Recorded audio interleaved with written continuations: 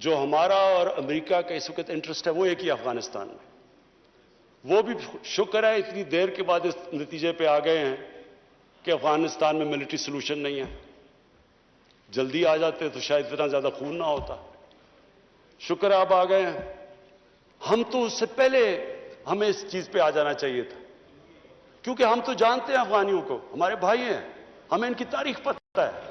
अगर हम प्रोएक्टिव होते, हम उस वक्त एक खुददार हुकूमत खड़ी होकर कहती कि ये आप बिल्कुल गलत कर रहे हैं, अगर हम करते हम उनको बचा लेते, उधर से भी खून को बचा लेते जो हुआ है वहां अफगानियों का, और दूसरी तरफ इनको भी एक बेहतर टाइम पे ये निकल सकते थे।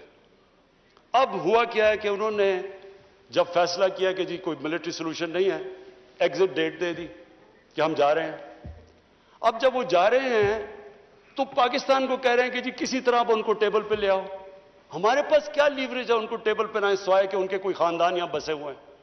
क्या उनके खानदानों को पकड़ के जेलों में डाल दें? क्या करे? और पाकिस्तान तो सिर्फ उनको कह सकता है ना कि मिलिट्री सोल्यूशन के ऊपर अगर आप जाएंगे तो वहां सिविल वॉर लंबी हो जाएगी तालिबान को, और सिविल वॉर लंबी होगी, अफगानिस्तान की भी तबाही है, और पाकिस्तान उसके बाद वो मुल्क है जिसको नुकसान होगा।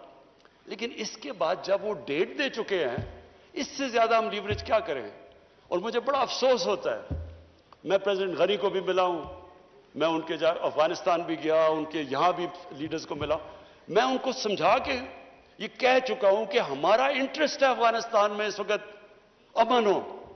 हम आगे इकोनॉमी का सोच रहे हैं, हम सेंट्रल एशिया का सोच रहे हैं, हमारी रीजनल हमारी टाइज हैं ताजिकिस्तान के साथ, उज्बेकिस्तान के साथ, रेलवे हम बन रहे हैं, हम तो आगे का सोच रहे हैं।